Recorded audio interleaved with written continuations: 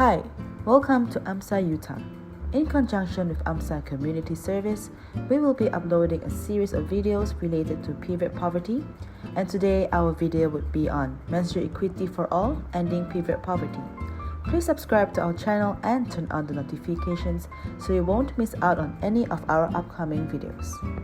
For many young girls around the world, getting their period is not only a natural process, but it's also a source of stress and anxiety. Period poverty, or the lack of access to menstrual products and education, is a widespread issue affecting millions of people worldwide. But what is menstrual equity and why is it so important in addressing period poverty? Menstrual equity is the idea that everyone should have access to the menstrual products, education, and resources they need to manage their periods with dignity and ease. However, many barriers exist that prevent this equity from becoming a reality. For example, the cost of menstrual products can be prohibitive for those living in poverty, making it difficult for them to purchase the products they need. In addition, access to menstrual products can be a challenge, especially in rural areas or refugee camps. And the stigma surrounding menstruation can make it difficult for people to seek help. Many people feel ashamed or embarrassed to talk about menstruation, and this can lead to discrimination and exclusion from resources and support. But there are ways to overcome these barriers. Menstrual education is a powerful tool that can be delivered through schools, community health programs, and social media.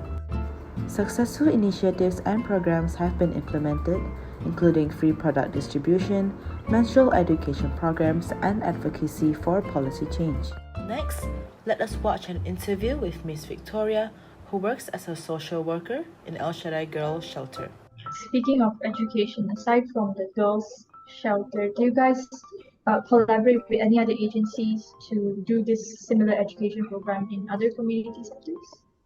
Like teach people how to take care of because themselves? I'm solely working in the girls' shelter and I'm part-time working in the school only, so I'm not sure what about other student program, but I do know that Annabella, she did. Right. I think they did implement like child protection, safety, and then I did hear that the school will have like sex education, student welfare. So there are some programs implemented. I don't know if they collab with other organizations as well. This I'm not aware of yet. I haven't heard of it yet. For the girls' shelter wise, because all of them go to school, so we don't give them extra things regarding this part.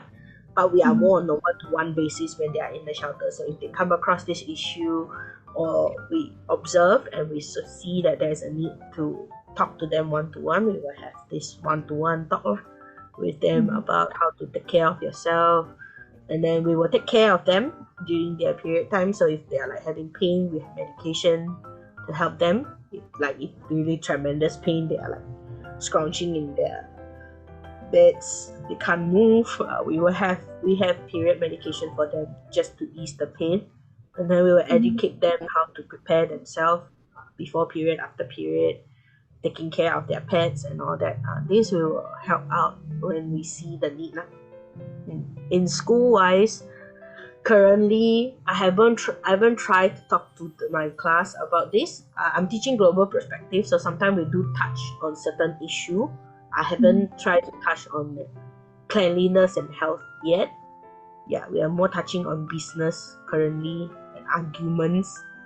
But maybe one day I will actually, because global perspective for me is a very free class. You can teach on any issue, current issue or issue that you feel like you need to arise. So I haven't raised anything such like this yet, because I found out my class currently, I see the boys are quite respectful towards the girls. Like I never see them outwardly teasing the girls regarding certain things, and they are quite traditional kids, so they know like no sex before marriage and all this. They don't support all this, and they don't support the LGBT community.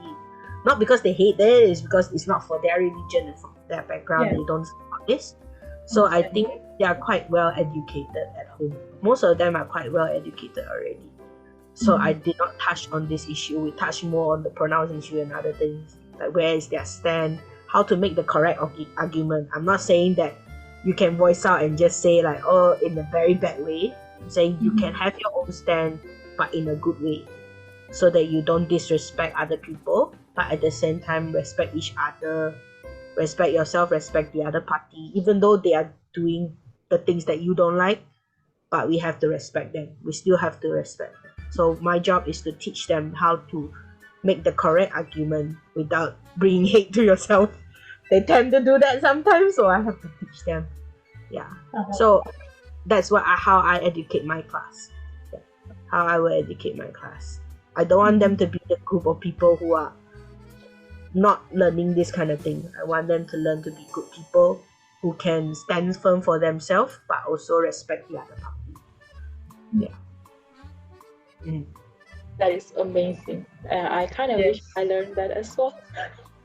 Same. You're an amazing teacher. God bless. Yes. Keep doing what you do.